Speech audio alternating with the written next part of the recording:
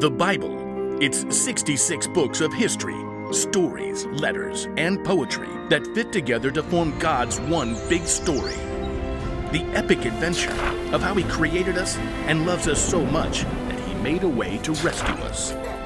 As we travel through the Bible, from Genesis to Revelation, we discover people who met God and found their lives changed forever. And now for an amazing story, inspired by the book of Genesis, chapters 12 to 21. Abram lived in Haran with his wife Sarai and his nephew Lot.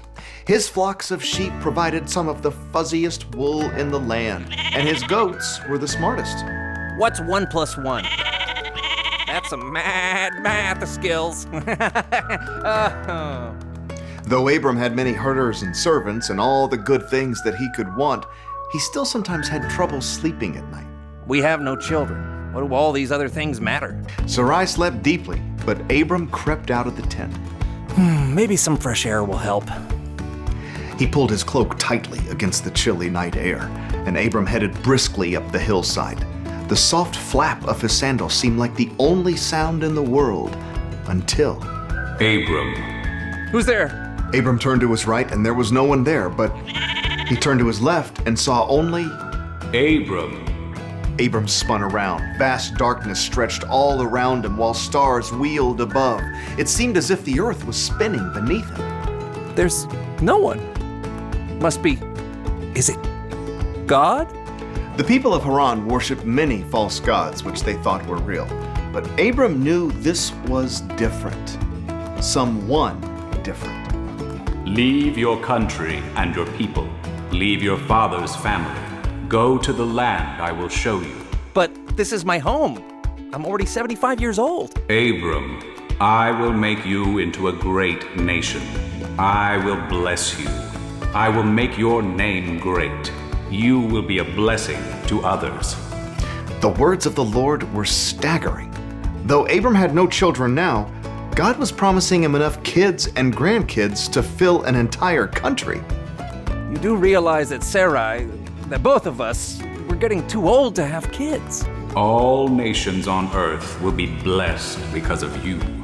Wow, God, I don't know what to say. I mean, except, well, I'll go. Abram walked the hills all night, returning home at the first light of dawn, rousing the rest of the households from their beds. We have to pack. Get the herds ready. Road trip. Abram's wife Sarai rubbed the sleep from her eyes. Oh, where are we going? For how long? I don't know. You don't know where or how long? Both. Oh, Abram's nephew Lot yawned. If this is all a joke, I'm going back to bed. No. God spoke to me. A god? Which god?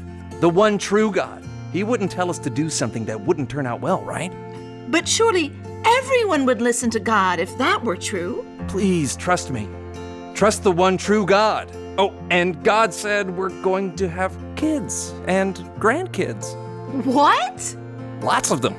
This one true God does realize I'm 65, right? It wasn't an easy job preparing dozens of people and hundreds of animals for a one-way trip to who knows where. But at last, finally, the family set out on the trail. In fact, Abram and his family walked for hundreds of miles on foot until they reached the land that God spoke of. This land, it's even more beautiful than Haran. But even though Abram had done what God told him, there was still no child for years and years. Once again, God spoke.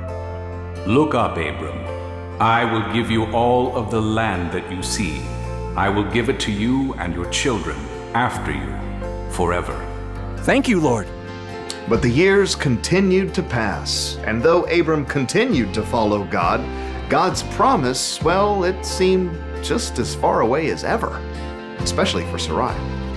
Children, Abram, are you sure this one true God has really promised a child? Look how old I am. During another sleepless night, Abram slipped out of the tent.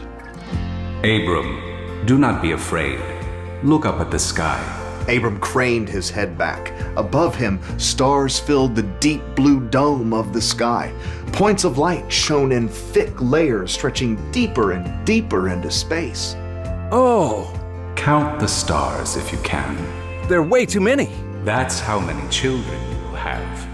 God even changed Abram's name to Abraham, which means father of many, and Sarai to Sarah, which means princess. At last, one day, the Lord appeared with two travelers under the large trees by Abraham's tent. Abraham rushed to honor the guests. Together, he and Sarah made a tasty pot roast and some crusty bread. I have some more butter. Sarah's famous for her barley bread. Where is your wife? Just over there in the tent. I will return this time next year. Sarah will have a son. Inside the tent, Sarah overheard these words and gasped. A baby? That promise again. I'm almost 90 now. She imagined trying to chase a baby around the tent. The thought was so ridiculous that she laughed out loud and the men heard her. Why did Sarah laugh? Is anything too hard for me? Sarah tugged aside the wall of the tent, face flaming.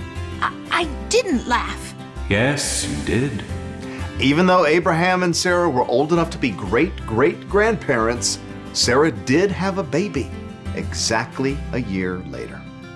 This little boy is impossible, but somehow he's here anyway, just like God promised. God's got a sense of humor. That's it. We'll call our son Isaac. Laughter. Yes, God has given us laughter. Everyone who hears about this will laugh. For 25 years, Abraham followed and trusted God, even though he had no idea how God would fulfill his amazing, impossible promise. But in the end, every one of God's words came true, bringing Abraham and Sarah deep, deep joy.